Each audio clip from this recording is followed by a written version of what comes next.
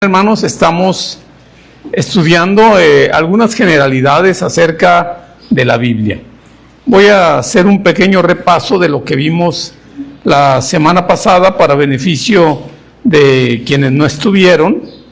Pues vamos a ver así rápidamente para luego continuar en aquello que nos hemos nosotros quedado, ¿verdad? Vamos a ver rápidamente.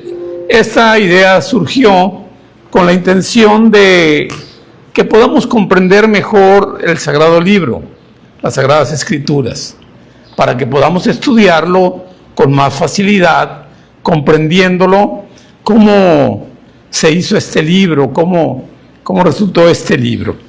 Así que, pues lo he titulado La Biblia Generalidades. O sea, vamos a ver algunos aspectos generales y lo preparé en forma de dinámica de preguntas y respuestas que vimos la semana pasada y rápidamente los vamos a repasar, ¿verdad? La primera pregunta que tienen ustedes es clase, pueden contestar. ¿Qué significa la palabra Biblia? Quien guste puede levantar la mano. Libro, así es, porque es el libro de los libros, ¿verdad? Ya dijimos que viene de biblos, que quiere decir papiro o rollo donde se escribían, que sacaban de esa plantita el papel, y venía de una ciudad muy famosa, la ciudad de Biblos, en Fenicia. De ahí era el principal centro productor de papiros, y de ahí viene se deriva la palabra biblos, que se refiere a libros. De ahí viene la palabra biblioteca, y le llamamos la Biblia porque es el libro de los libros, o el libro por excelencia. Es el libro más impreso a nivel mundial, es el libro traducido a todos los idiomas, dialectos. Sin duda alguna es el libro que más se tiene en todo el mundo. ¿En cuánto tiempo se escribió la Biblia? ¿Ahí? 1500 a 1600. A 1500 a 1600 años, muy bien, Brian. Así es. Eso tardó en escribirse la Biblia, de 1500 a 1600 años. Veamos, es un tiempo largo. Inició cerca del 1400 y termina hacia el 95. ¿Quién escribió la Biblia? Muchos. A ver. Muchos que fueron inspirados por Dios. Así es. ¿Quiénes, de qué tipo había de gente? Pescadores. Ajá. Doctores, ¿qué más? Así es. Pues sí, el apóstol Pablo, ¿verdad?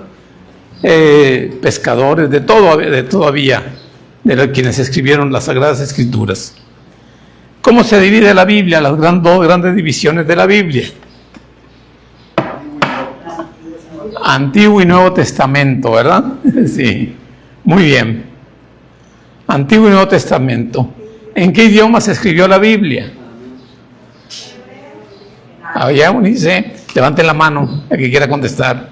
En arameo, en hebreo y en Nuevo Testamento en griego. Así es, el Antiguo Testamento, principalmente en hebreo, un poco en arameo, y el Nuevo Testamento pues se escribió en griego. Entonces eso lo vimos la semana pasada, el Antiguo Testamento. Vamos a hablar del Antiguo Testamento. ¿Cuántos libros contiene el Antiguo Testamento? Brian, está rápida la mano de Brian. 39 libros. Efectivamente, aquí los tenemos. El Antiguo Testamento contiene 39 libros. Y ahí les puse una nota aclaratoria, que los libros no esperen que estén ordenados por antigüedad, o sea, cronológicamente, sino están ordenados por categorías. ¿Sí? Así que vamos a ver las categorías. Son divisiones. ¿Y cómo están divididos los libros del Antiguo Testamento? ¿Cómo están esas categorías? Tenemos ahí el Pentateuco, también conocido como la Torá o libro de la ley, ¿verdad? Es la primera división, categoría, que incluye 5 libros, que son... Así es, 5 libros que fueron escritos por Moisés, conocidos como la Torá o el libro de la ley, porque ahí vienen los mandamientos que Dios dio al pueblo judío. Y luego aparecen libros históricos. Recuerden que están divididos no por la historia, sino por categorías. 12 libros históricos. ¿Cuál es el primero de ellos? Josué. Luego, Jueces. Luego, Ruth. Luego,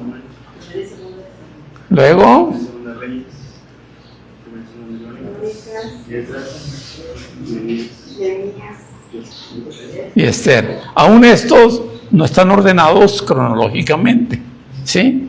Son, como les pareció bien ordenarlos, porque son libros. Por ejemplo, el libro de Esther, ¿en dónde lo encontramos? Ahí vemos que se van poniendo en el tiempo muy diferentes. Bueno, 5 libros de poesía. El primero es Job.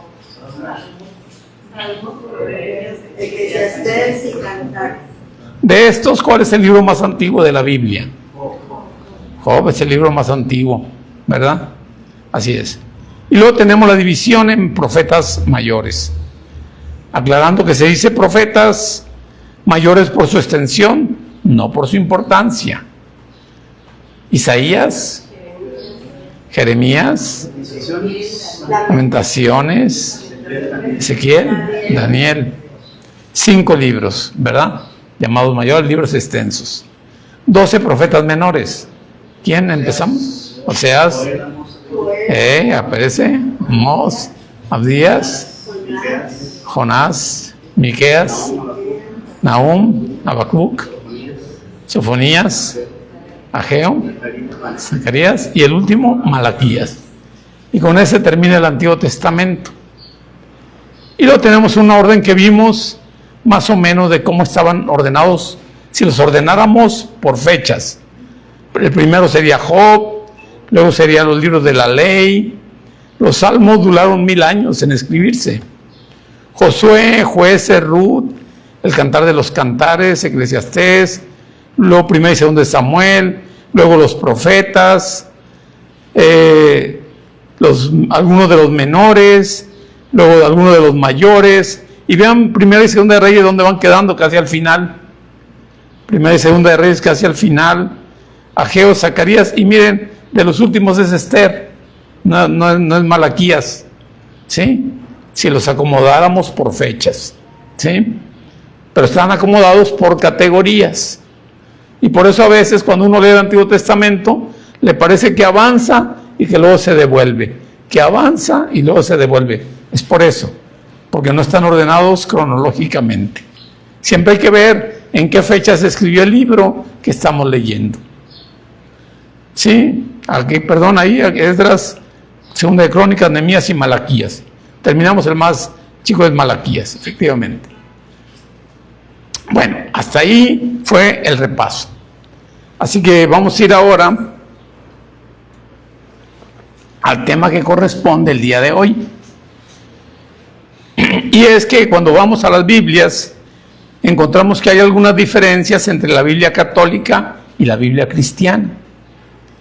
La Biblia católica, que hay varias versiones, contiene 73 libros. La Biblia cristiana contiene 66. Y eso a veces nos puede sorprender. Porque pues, oye, pues ¿qué pasó aquí? ¿Por qué la Biblia católica tiene 73, 66? Los católicos nos van a decir, es que a ustedes les faltan libros. Y nosotros les vamos a decir, no, es que a ustedes les sobran libros. Bueno, pues ¿qué pasó aquí? ¿Verdad? Vamos a ver eso. Primero, la Biblia católica contiene 7 libros adicionales, fíjense bien, pero en el Antiguo Testamento. En el Nuevo Testamento ambas son iguales. Así que el problema está en el Antiguo Testamento, no en el Nuevo. Eso de por sí ya nos da una ventaja porque nosotros sabemos muy bien que estamos en el Nuevo Testamento y no en el Antiguo Testamento.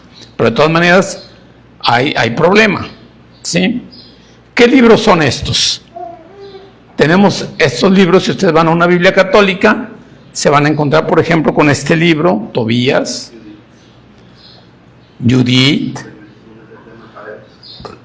Primera de Macabeos, segundo libro de Macabeos, Sabiduría, Eclesiástico,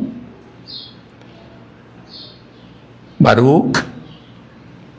También algunos fragmentos adicionales al libro de Esther y algunos fragmentos adicionales al libro de Daniel.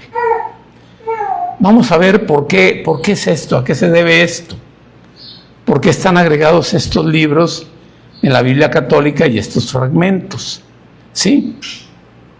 Si ustedes platican con una persona que es católica, pero no católica de cualquier católico, no, católico que estudia, o sea, no es lo mismo, un católico que estudia, él le va a decir que ellos le llaman a estos libros deuterocanónicos, porque deutero quiere decir posterior y canon quiere decir los libros aprobados, los correctos. Entonces quiere decir que los libros canónicos son los mismos que nosotros y los deuterocanónicos son los que se aprobaron después. Eso de por sí ya nos da mucha luz, porque los mismos católicos aceptan, al llamarlos deuterocanónicos, aceptan que esos libros que vimos se aprobaron después, y la verdad es que mucho después. Estos libros que vemos aquí aparecen mucho después como aprobados, ¿sí? No estaban, al principio, no estaban dentro del canon de la Iglesia Católica. De hecho, por 1500 años no estaban reconocidos como canónicos. Por 1500 años. No es poca cosa, sí, que la Iglesia Católica no los reconociera como canónicos. Así que deuterocanónicos quiere decir el canon posterior.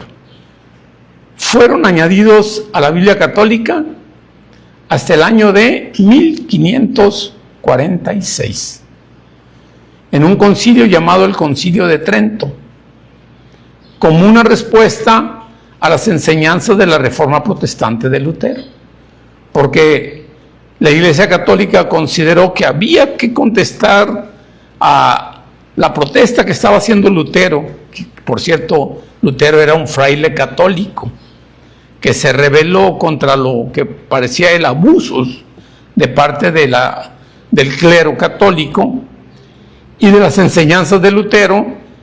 Pensaron ellos que en estos libros encontraban algunas enseñanzas de las que podían sostenerla con los libros del Antiguo Testamento y que Lutero estaba en contra de ellas.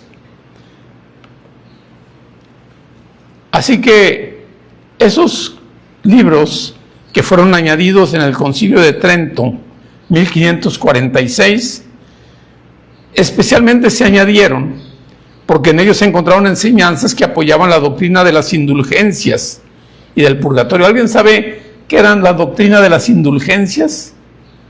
A ver, hermana Carmelita. Pues es que se pagaba por solicitar o pedir la salvación, o sea, para irse a... El perdón de pecados. El perdón de pecados y alcanzar la vida eterna, el cielo.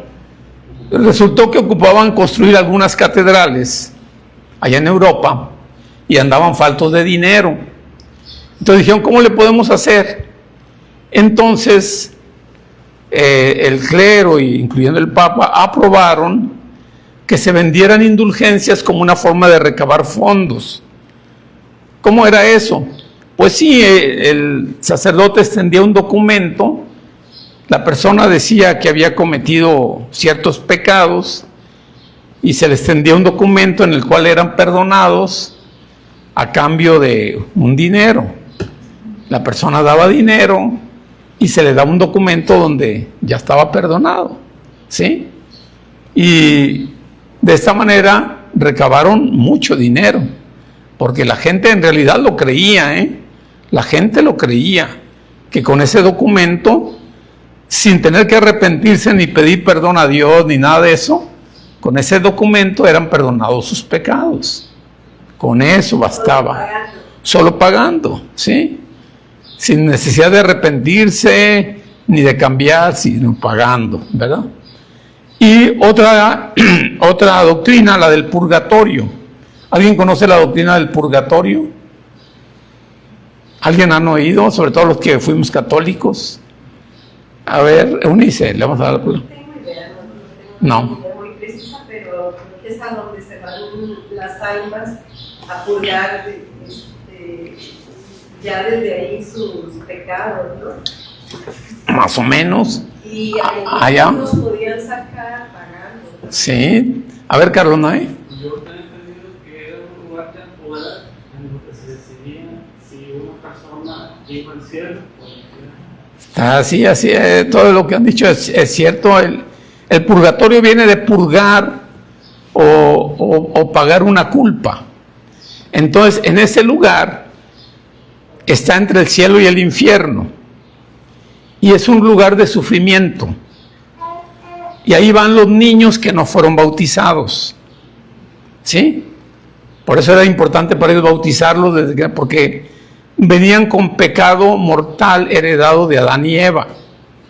El pecado natural, venían ellos con ese pecado, y si morían sin bautismo, morían en pecado, y tenían que ir al purgatorio. Las personas también que habían cometido pecados no graves y murieron sin confesarse, también iban al purgatorio. Entonces mucha gente estaba en el purgatorio penando, inclusive recién nacidos, y podían ser sacados mediante las oraciones. También por eso se hacen misas, también por las almas del purgatorio, y se empezó a cobrar también el hacer misas para que ellas salieran y pudieran salir del purgatorio para ir al cielo. Esa doctrina la encuentran en esos libros apócrifos. Entonces, eso chocaba totalmente a Lutero. Era de las doctrinas que enseñaba que eran falsas. Y entonces la Iglesia Católica, allá por 1546, empuja que esos libros sean reconocidos como inspirados para poder sostener esas doctrinas. ¿Sí, Eunice? Yo recuerdo que mi tía se santificaba y decía ánimas del purgatorio. Sí. Que les pedían también Sí. apoyo para resolver algo. Sí, y había algunos cuadros que yo veía muy impresionantes de las ánimas del purgatorio, ¿verdad? Se veían las ánimas en llamas, así sufriendo. ¿Así tenía una imagen su mamá? Sí, yo también recuerdo esas imágenes. Hace muchos años, ¿verdad? Bueno, ellos consideraron allá por el año 1546 que esos libros que no estaban reconocidos apoyaban esa doctrina, y había que hacer algo contra las enseñanzas de Lutero, que estaba jalando mucha gente. De hecho, estaba jalando países enteros hacia la doctrina de Lutero. Entonces la Iglesia Católica, en el Concilio de Trento, los aprueba ese libro, pero por 1500 años no habían sido aprobados, por 1500 años. Por eso le llamaron deuterocanónicos los que se aprobaron después, pero se aprobaron después 1500 años, no 50, no 100 años, no, 1500 años, y bajo esas circunstancias. Así que tenemos que decir esto: la mayoría de los escritores cristianos de los primeros siglos, hay muchos escritores del segundo y tercer siglo que son llamados los padres de la iglesia. Así les llaman, no que los reclamamos nosotros, así les llaman.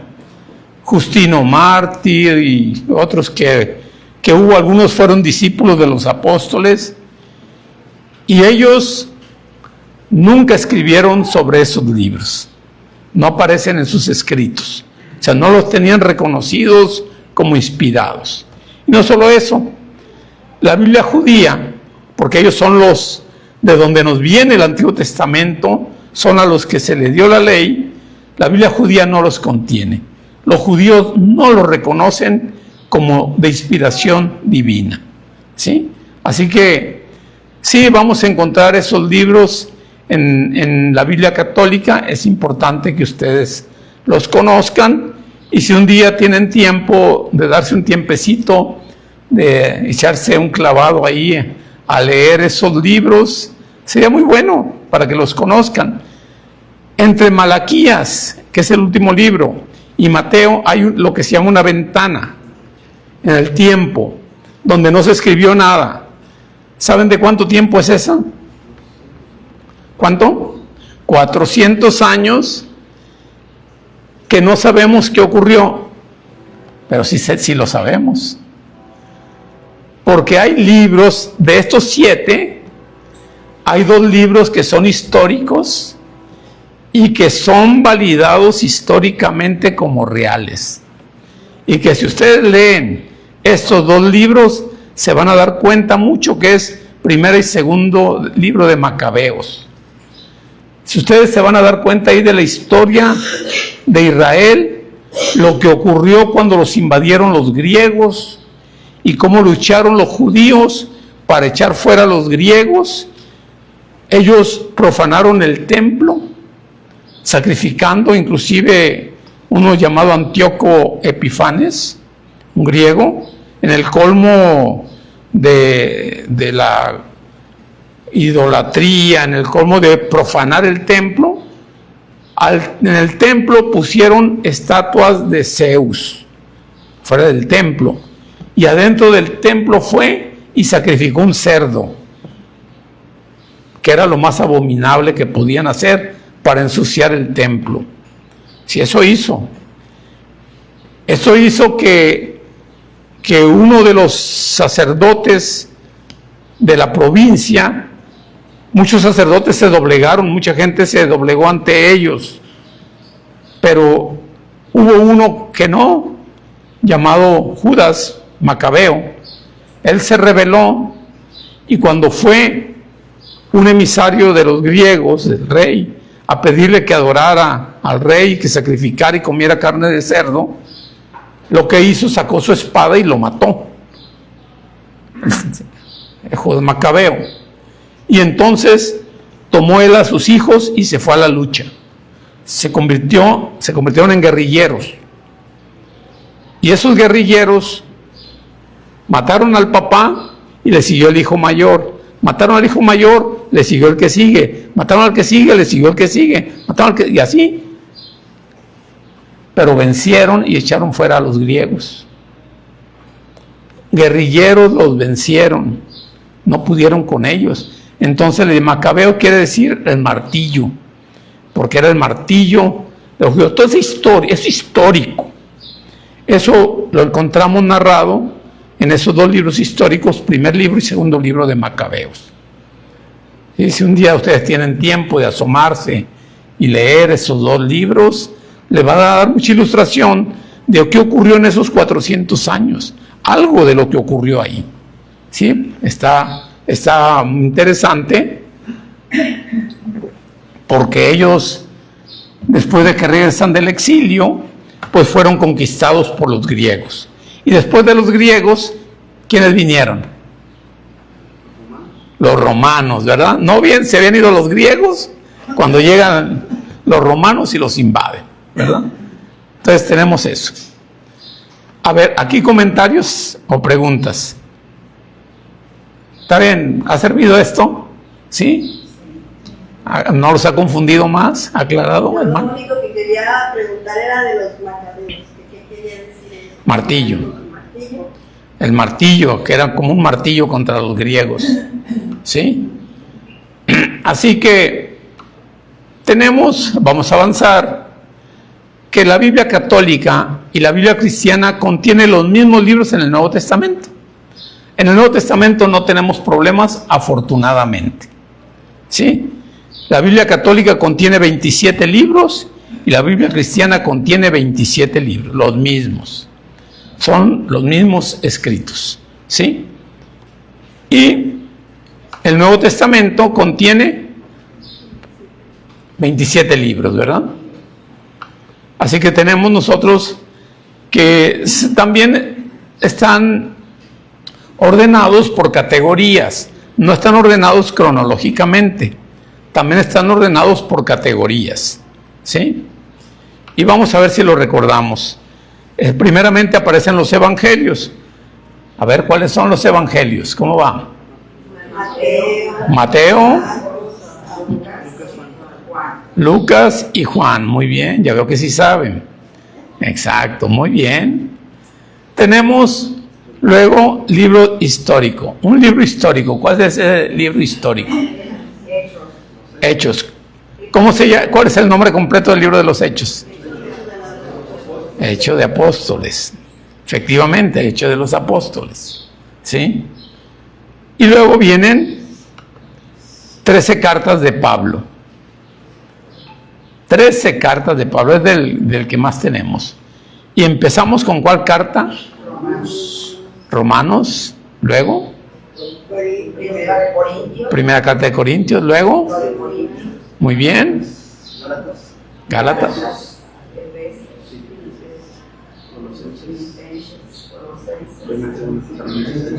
primera Tesalonicenses,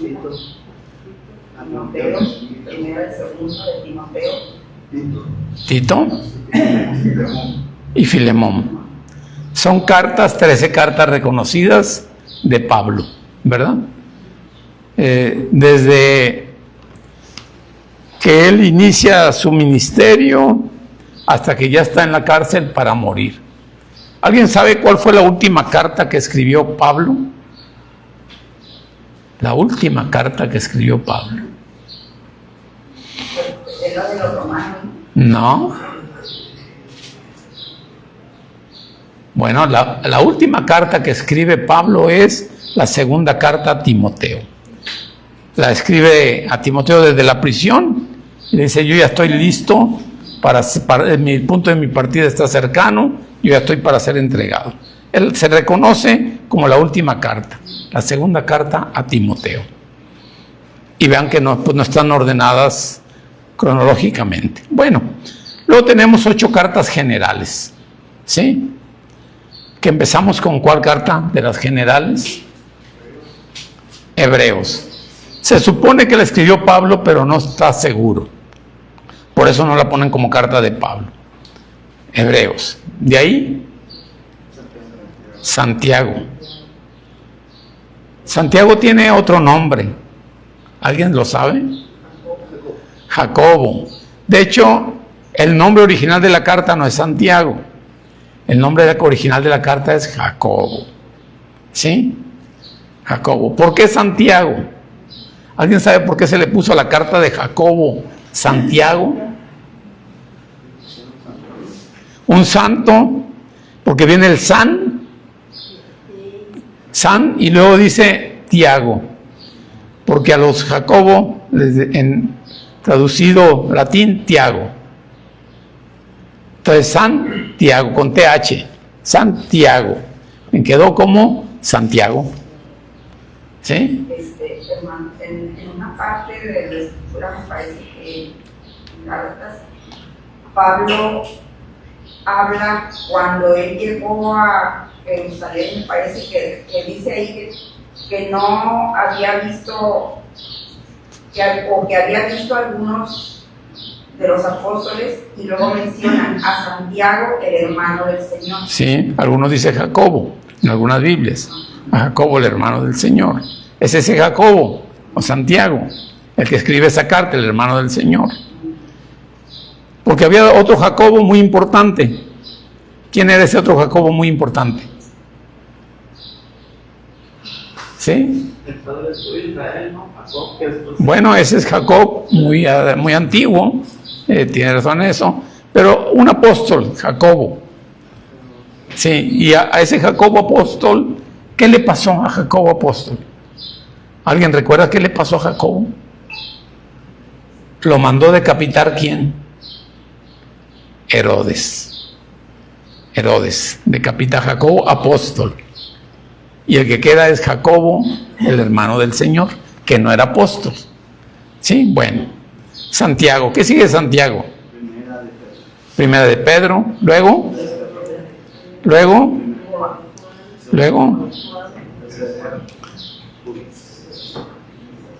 Y luego. Y ya está ahí. Muy bien. Y finalmente un libro profético que han llamado Apocalipsis. ¿Sí? Es como está ordenado el Nuevo Testamento. ¿Sí? Como lo tenemos ordenado el Nuevo Testamento. Y vamos a ver algunas notas adicionales sobre la Biblia. Estamos hablando sobre la Biblia. Algunas notas son adicionales. Muy interesante. La Biblia se encuentra dividida, cada libro se encuentra dividido ¿cómo? Cada libro. Muy bien. Pero vean una cosa. La división de la Biblia en capítulos fue realizada en el año 1205. Antes del año 1205 la Biblia no estaba dividida en capítulos. Sí, fue por un arzobispo católico, Esteban Langton. Él la divide en capítulos. Así que tenemos la Biblia dividida en capítulos, lo cual ya facilitaba mucho. Por eso, cuando alguien consulta los escritos de los llamados padres de la iglesia del segundo, tercer siglo, no encuentras capítulos y versículos, nomás viene la cita textual, pero no sabe dónde está localizada. ¿Sí? Y la división del Antiguo Testamento en versículos fue realizada por un judío, el rabino Isaac Nathan, en 1448, del Antiguo Testamento. La división moderna en versículos de toda la Biblia fue no por un religioso, era un erudito impresor, Estéfano, en 1551. ¿Sí? Entonces queda la Biblia dividida ya hasta el año 1551, como la tenemos hoy, en capítulos y versículos. La primera Biblia con capítulos y versículos en español fue llamada la Biblia del Oso por Casiodoro de Reina, de la cual posteriormente surge la Biblia Reina Valera. Se llamaba la primera que hicieron del oso, porque tenía un dibujo de un oso comiendo un panal de miel, porque la palabra es como la miel. Entonces es la Biblia del Oso y es la primera que aparece con capítulos y versículos. ¿Sí? Pero miren una cosa muy interesante. Los subtítulos. ¿Alguien tiene Biblia con subtítulos? Sí, ¿verdad? Porque a veces cuando le decimos, a ver, vamos a leer, por ejemplo, Mateo 18 del 1 en adelante, y luego viene un subtítulo ahí que dice, ¿quién es el mayor? Y a veces la gente empieza a leer desde quién es el mayor. ¿Sí? Los subtítulos son agregados por las empresas editoriales y no pertenecen a las Sagradas Escrituras. ¿Sí? Porque a veces los subtítulos están mal puestos. Entonces, a veces no es ese subtítulo el que le corresponde realmente, no es el correcto. También a veces los capítulos están mal hechos, porque cortan una idea por la mitad. Pareciera que ahí termina la idea, pero en realidad la idea es continua. Entonces a veces los capítulos, porque parecería muy largo, están mal hechos. De tal manera que a alguien, ya ahora en etapa moderna, se le ocurrió una cosa. Dice, ¿por qué no hacemos algo? Dijo, vamos a hacer una Biblia que no tenga capítulos, ni versículos, ni subtítulos. Entonces hay Biblias que no traen subtítulos, ni capítulos, ni versículos. Si usted lee el libro de los Hechos, así lo lee de corrido como una novela. Si lee la carta de Pablo a los Romanos, viene así como una carta, viene de corrido. Entonces, la lectura se hace más natural, porque no nos corta la idea, pero cuando queremos encontrar un título, pues se hace más difícil. Pero esas Biblias existen. Sí, esas Biblias las tenemos. Hermano, una pregunta. ¿La Biblia del Oso en qué año fue? 1541, creo. 51. Aquí, sí, 1551. Ahí está la Biblia del Oso. Es la primera de la versión de la Biblia Reina Valera. La Reina Valera Si ustedes leen el español del año 1500, créeme que ni lo entendemos bien. Está difícil. Bueno, vamos a avanzar un poquito. Todavía tenemos un poco de tiempo. Una pregunta.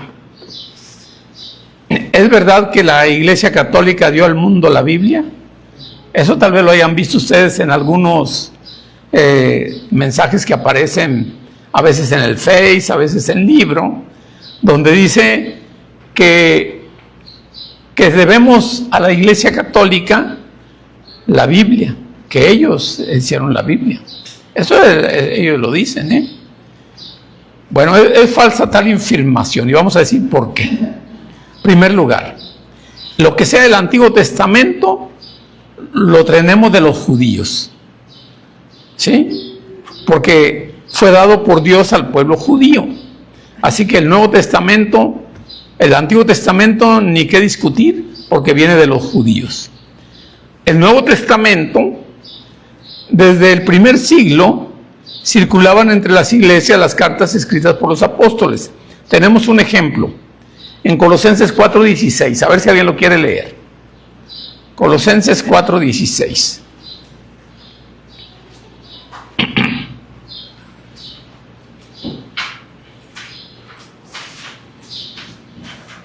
El que lo tenga, primero levante la mano.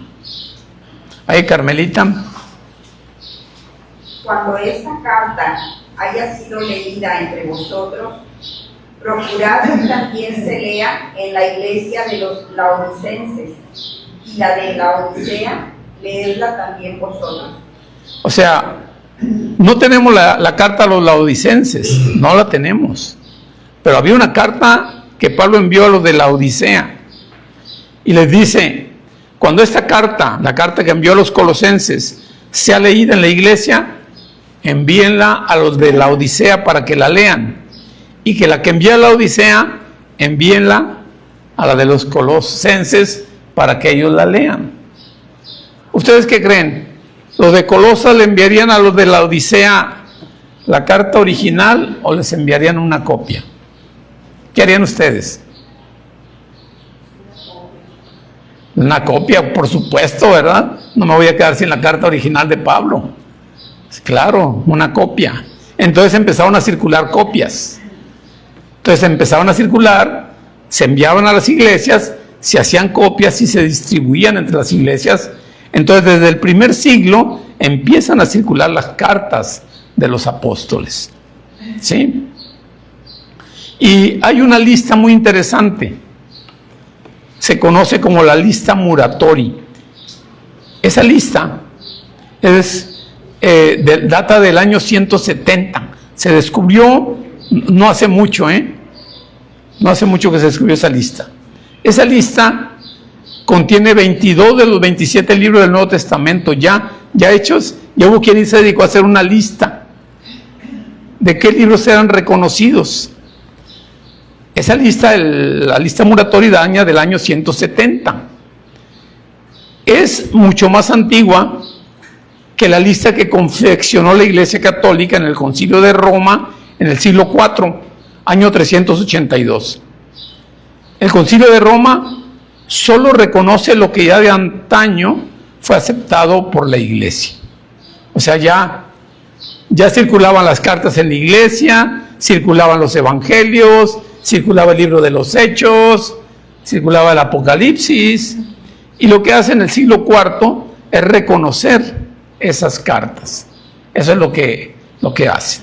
Entonces, tenemos nosotros que lo que hizo la Iglesia Católica es darle un reconocimiento a esas cartas que ya circulaban.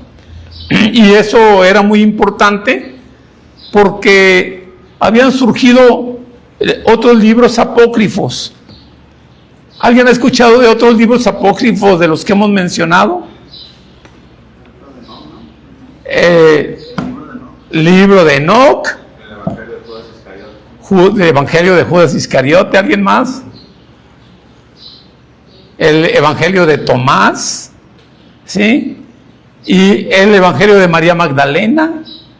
Hay, podemos decir, muchos libros, ¿sí? Hay muchos libros llamados apócrifos, que quiere decir ocultos o no reconocidos, ¿sí? Pero la lista que tenemos es la lista que aprobó por el Espíritu Santo en la mayoría de las iglesias. Pero tampoco se les llama entonces como mentiras, solamente ocultos. O No reconocidos. La palabra apócrifo quiere decir oculto, pero tiene otro sentido, se maneja como falso, ¿verdad? como falso, no inspirado, porque puede ser que sí lo haya escrito una persona ya del siglo III o IV, pero no es reconocido como inspirado. No avalado. Fíjense que tenían problemas muy serios, por eso también se reúne ese concilio de Roma, yo lo entiendo, porque quieren poner orden, porque había algunos, sobre todo allá por África y Alejandría, algunos que daban alguna enseñanza, por ejemplo, que la gente se podía bautizar por los muertos. Que si una persona moría sin bautizarse, entonces mi papá o mi tío o mis hermanos moría sin bautizarse, entonces que me bautizaran a mí por el muerto. Por medio de un familiar, y de eso habla el apóstol Pablo. ¿Sí lo recuerdan ustedes? Por allá en la primera carta a los Corintios, capítulo 15, hay una mención que dice Pablo, suena muy raro lo que está diciendo ahí Pablo, pero tiene que ver con esas cosas que se habían infiltrado en la iglesia. Dice, capítulo 15, hablando él de la resurrección. Entonces lo usa como argumento, una práctica que no quiere decir que la esté aprobando, 15:29. ¿Alguien lo quiere leer? 15:29. A ver, hermana Silvia. De otro modo, ¿qué harán los que se bautizan por los muertos si en ninguna manera los muertos resucitarán? ¿Por qué pues se bautizan por los muertos? Hasta ahí. Era una práctica que se había infiltrado. Pablo no quiere decir que la está aprobando, la está usando como un recurso, como un argumento retórico. Ahora, hoy en día hay una secta muy famosa que actualmente bautiza por los muertos. ¿Alguien sabe quién es? Adventistas. Sí, yo sabía que también los mormones. Los mormones bautizan también por los muertos. ¿Los testigos de Jehová? No, los testigos de Jehová no. Mormones especialmente, que yo sé los mormones. ¿Sí? Había otras prácticas en ese tiempo que nos resultan muy extrañas. Por ejemplo, que había gente por allá en África que tenía que ver con las culturas africanas, que se convirtieron algunos africanos, que no solo se bautizaban a ellos por los muertos, sino que bautizaban a los muertos. Si alguien moría y no se había bautizado así como muerto como estaba, lo bautizaban. Y otros llegaron peor. Otros llegaron al punto de que al muerto le daban la cena del Señor. Al muerto le introducían el pan sin levadura, le abrían la boca y le metían lo que llamaban la Eucaristía, le metían para que recibiera al muerto. Entonces, ellos se reúnen porque tienen que poner orden en todas esas prácticas. ¿Qué es lo que está aprobado, qué no está aprobado? Esas prácticas vienen de las culturas africanas, de sus prácticas tribales, ¿sí? Vienen del paganismo que lo metieron a la iglesia. Entonces ellos hacían esas cosas. Entonces nace de poner orden. Pero en eso realmente la iglesia ya tenía bien claro cuáles eran los libros reconocidos. Aunque había otros que claramente decían ellos, no, aunque están esos libros, no son reconocidos. Entonces tenemos los libros que están aquí, son reconocidos. ¿Sí, hermano Benito? ¿De qué manera podemos mandarlos limpios, no? ¿Sí? Bueno, hoy en día ustedes saben que la Iglesia Católica hace misas por los muertos. ¿Sí? O sea, como que quedaron remanentes de ahí. ¿verdad? Se hacen misas por los muertos, se hacen plegarias, se hacen muchas cosas por los muertos. No, que no va de acuerdo a la palabra. El muerto en vida es cuando tenemos que tomar nuestras decisiones, ¿sí? También se les pone veladoras y se les pide. También, es cierto. No sé si el que se lo pida lo apruebe el clero o es una práctica del pueblo, pero eso se hace, sin duda alguna. Son remanentes que quedan de lo que hubo hace mucho tiempo y también de las cosas culturales. Yo he escuchado a gente que dice, yo cuando tengo un problema grave, le pido a mi padre, a su papá, que ya murió, papá, ilumíname, ¿qué debo hacer en este problema? Los cristianos no hacemos eso. Los cristianos no le pedimos a los muertos. ¿Por qué no le pedimos a los muertos? ¿Mano Ronnie? Porque los muertos están, pues. Porque nada sabe de lo que está aquí en este mundo. Dice la Biblia, ¿verdad? Que ellos de lo que está aquí en este mundo nada saben.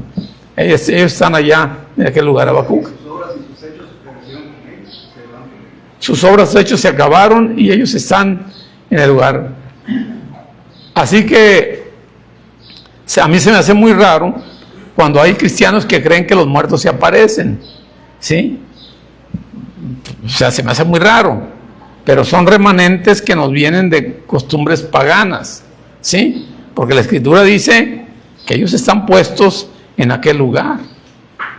Pero yo entiendo, son cosas que aprendimos de nuestra abuelita, de nuestra mamá, de nuestro entorno, de donde venimos, pero tenemos que adaptarnos a la enseñanza de la palabra, ¿sí? ¿Sí, hermana? Yo me acuerdo que mi madre me decía, si por ejemplo ya había fallecido mi tío y un día le decía, madre, soñé a mi tío y rézale un rosario, es que su alma no está descansando. Sí, son cosas que quedan así, ¿verdad? Entonces, bueno, tenemos nosotros una semblanza general de lo que es la Biblia, ¿sí? Y estaremos viendo posteriormente algunos de los personajes de la Biblia, así es lo que vamos a ver en las siguientes lecciones que tengamos de algunos. Lo que quiero es tener una vista panorámica, no es fácil, pero una vista que nos ubique más o menos, que nos facilite el estudio. No sé si en realidad yo con esto les facilite o les complique más el entendimiento de la Biblia. Yo espero facilitarles para que sea más comprensible el estudio de la Biblia. Muy bien, vamos a dejar hasta aquí y damos lugar a nuestro hermano que nos guíe en los himnos.